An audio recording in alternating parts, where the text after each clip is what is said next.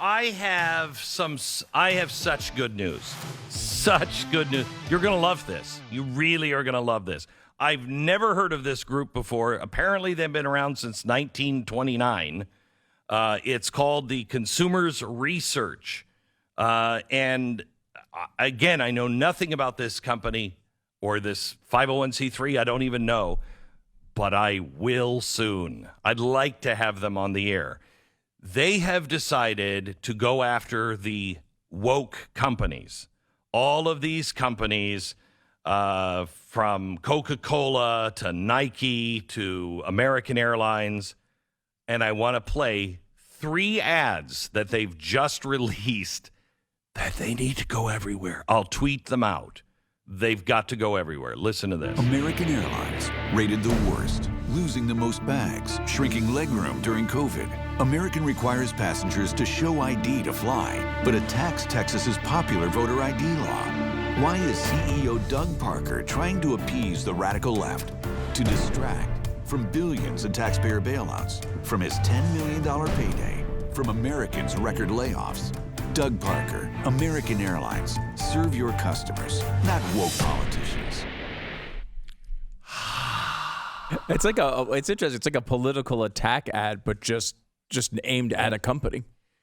So something I learned from Bill O'Reilly. Bill said to me at one point, he said, "Look, you're going to get a lot of heat." He said, "So when you have a fight that you don't think you can win, let me in. I'll do something." And I said, "Well, what would you do?" And he said, "Oh, I'll talk directly to the CEO on TV." And I said, "And that helps?" And he said, "CEOs do not like their name in the press. They don't like it applied to controversy or anything about them. They like it when their name is mentioned, in newspaper articles about how great they are, but not tied to any kind of scandal." He said they hate it, hate it. This company is going and saying, "Gee, is it because they lost all this money and had to have a big bailout from the government? Or is it because," what was his name? The CEO just got a $9 million salary. They're not going to like that. Let me play Busted number 2. Listen. Nike is constantly political. Why? Cover. Congressional reports suspect Nike used forced labor in China. Religious minorities were ripped from their families, sterilized, sold to factories. Nike made shoes in those same areas. Congress tried to ban Nike's labor practices. Nike fought back with highly paid lobbyists. Rather than hiring Americans, Nike chose China. John Donahoe, Nike. Stop exploiting foreign labor. Serve your customers, not woke politicians. John Donahoe.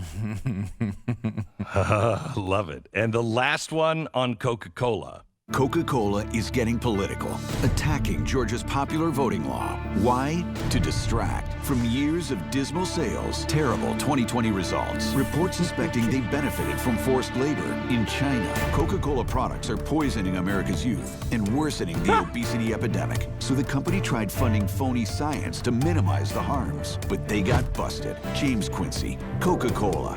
Stop poisoning our children. Serve your customers, not woke politicians. Is that fantastic? James Quincy poisoning America's youth with the footnotes underneath it. You have to watch these as TV commercials with the footnotes underneath it on why that's a true statement. It's fantastic.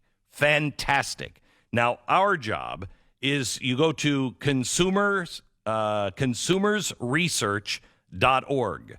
Consumersresearch.org. Go there now. And click on the Say No to Woke Companies. And you'll find those 3 ads. More are coming. I can't wait to hear the one about baseball, Major League Baseball, and Babe Ruth. Why are you fondling little children? The woke companies campaign Say no to woke companies is at consumersresearch.org. Get them and tweet them out one at a time. Put them on your Facebook. Put them everywhere.